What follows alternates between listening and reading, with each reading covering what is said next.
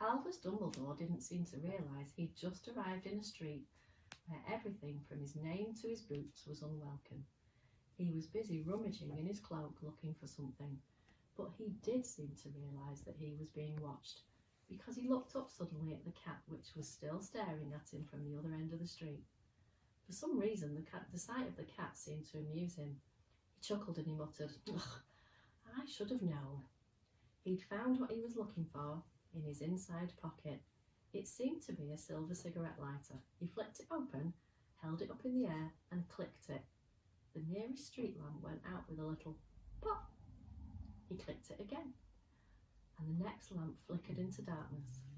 12 times he clicked the put outer until the only lights left in the whole street were 2 tiny pinpricks in the distance, which were the eyes of the cat watching him. If anybody looked out of their window now, even beady-eyed Mrs. Dursley, they wouldn't be able to see anything that was happening down on the pavement. Dumbledore slipped the put outer back inside his cloak and set off down the street towards number 4, where he sat on the wall next to the cat.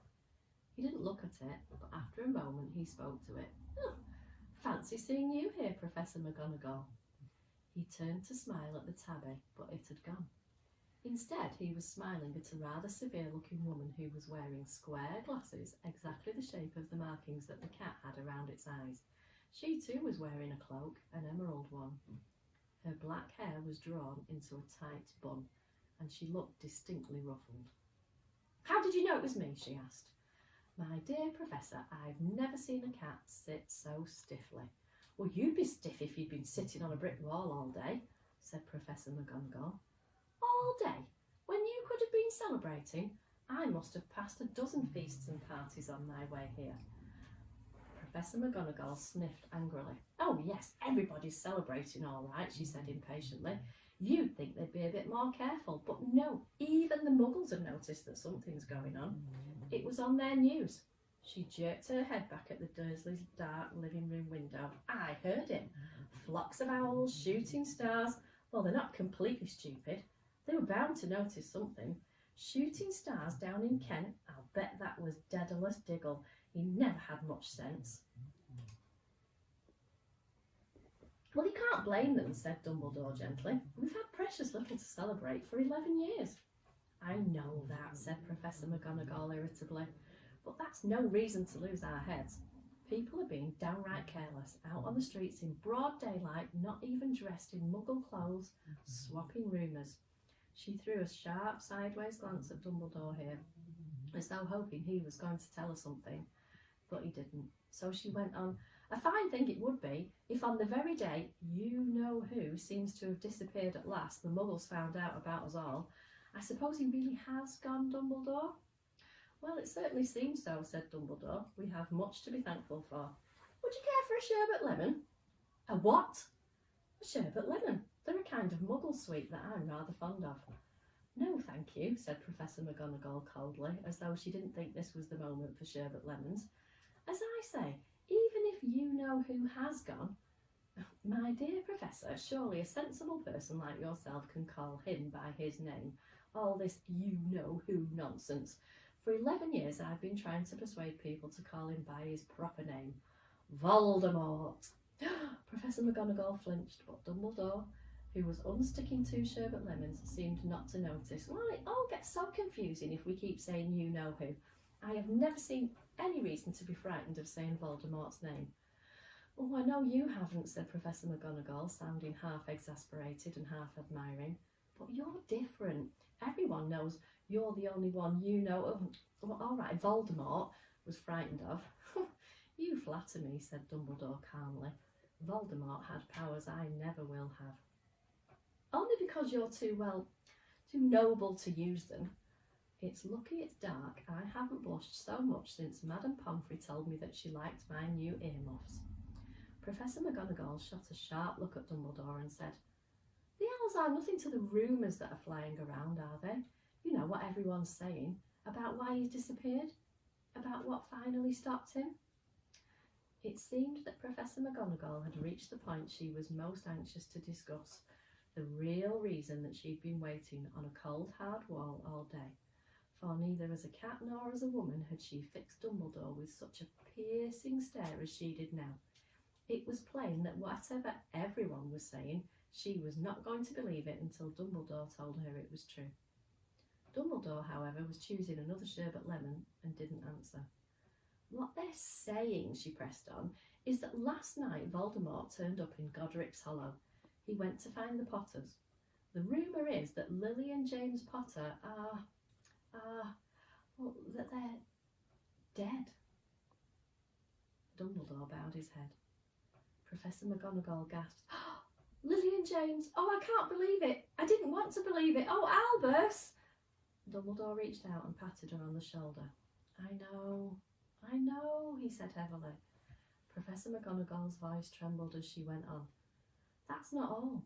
They're saying that he tried to kill the Potter's son, Harry, but he couldn't. He couldn't kill that little boy. No one knows why or how, but they're saying that when he couldn't kill Harry Potter, Voldemort's power somehow broke. And that's why he's gone. Dumbledore nodded glumly.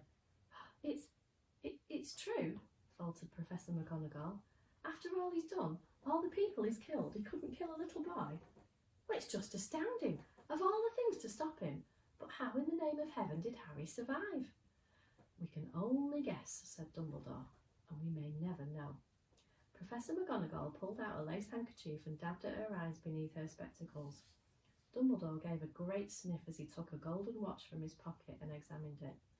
It was a very odd watch. It had 12 hands and no numbers. Instead, little planets were moving around the edge. It must have made sense to Dumbledore, though, because he put it back in his pocket and said, Hagrid's late. I suppose it was he who told you I'd be here, by the way.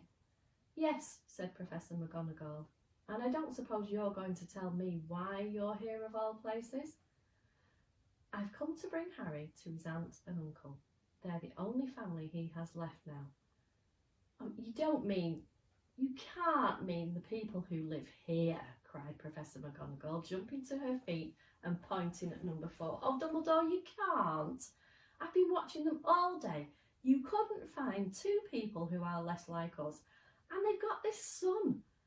I saw him kicking his mother all the way up the street, screaming for sweets. Harry Potter, come and live here. It's the best place for him, said Dumbledore firmly.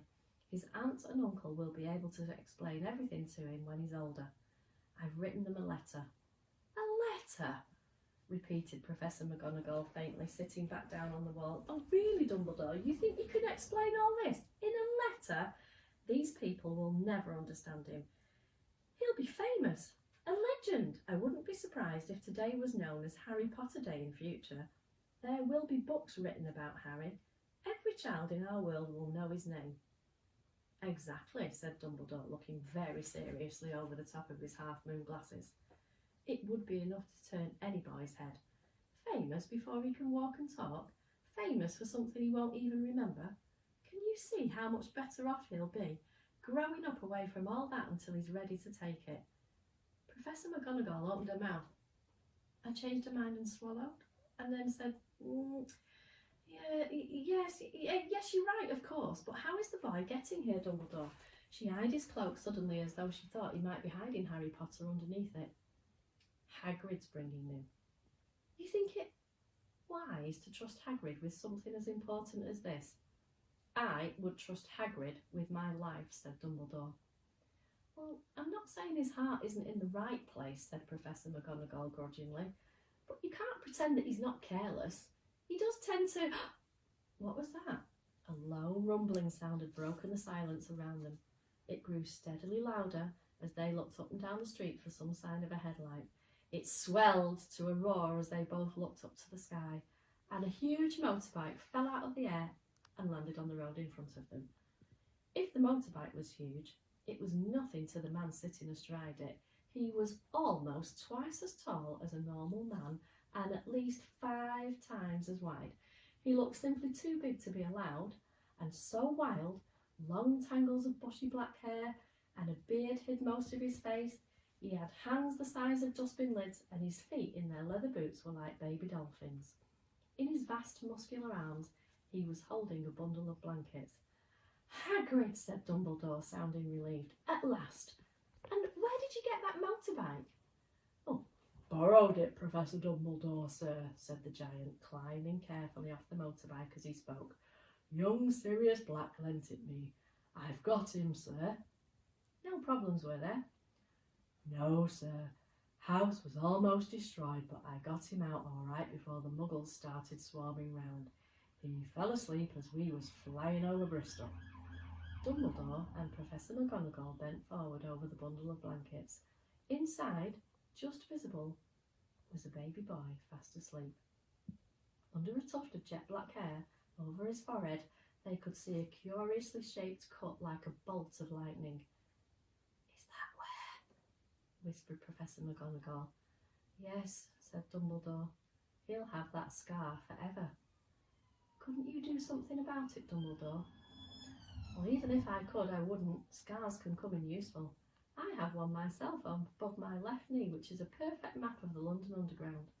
Well, give him here, Hagrid. We'd better get this over with. Dumbledore took Harry in his arms and turned towards the Dursleys' house. Could I say goodbye to him, sir? Said Hagrid. He bent his great shaggy head over Harry and gave him what must have been a very scratchy, whiskery kiss. Then suddenly, Hagrid let out a howl like a wounded dog. Shh! Hissed Professor McGonagall. You'll wake the muggles. Sorry, sobbed Hagrid, taking out a large spotted handkerchief and burying his face in it. But I can't stand it. Lily and James dead, and poor little Harry off to live with muggles. Yes, it's all very sad, but get a grip of yourself, Hagrid, or we'll be found. Professor McGonagall whispered, patting Hagrid gingerly on the arm as Dumbledore stepped over the low garden wall and walked to the front door. He laid Harry gently on the doorstep, took a letter out of his cloak, tucked it inside Harry's blankets, and then came back to the other two. For a full minute the three of them stood and looked at the little bundle. Hagrid's shoulders shook. Professor McGonagall blinked furiously, and the twinkling light that usually shone from Dumbledore's eyes seemed to have gone out. Well, said Dumbledore finally, that's that. We've no business staying here. We may as well go and join the celebrations. Yeah, said Hagrid in a very muffled voice. I'll be taking Sirius's bike back. Good night, Professor McGonagall. Professor Dumbledore, sir. Wiping his streaming eyes on his jacket sleeve, Hagrid swung himself onto the motorbike and he kicked the engine into life. With a roar, it rose into the air, off into the night. I shall see you soon, I expect, Professor McGonagall, said Dumbledore, nodding to her. Professor McGonagall blew her nose in reply. Dumbledore turned and walked back down the street. On the corner he stopped and took out the silver put-outer. He clicked it once, and 12 balls of light sped back to their street lamps so that Privet Drive glowed suddenly orange, and he could make out a tabby cat slinking round the corner at the other end of the street. He could just see the bundle of blankets on the step of number 4. Good luck, Harry, he murmured.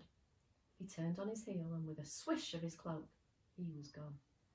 A breeze ruffled the neat hedges of Privet Drive, which lay silent and tidy under the inky sky, the very last place you would expect astonishing things to happen. Harry Potter rolled over inside his blankets without waking up. One small hand closed on the letter beside him, and he slept on, not knowing that he was special, not knowing that he was famous, not knowing he would be woken in a few hours' time by Mrs. Dursley's scream as she opened the front door to put the milk bottles out, nor that he would spend the next few weeks being prodded and pinched by his cousin Dudley. He couldn't know that at this very moment people meeting in secret all over the country were holding up their glasses and saying in hushed voices, "To Harry Potter, the boy who lived." Good night, Runworth. That's chapter 1, and I think somebody else is going to read you the next bit of our story. Take care.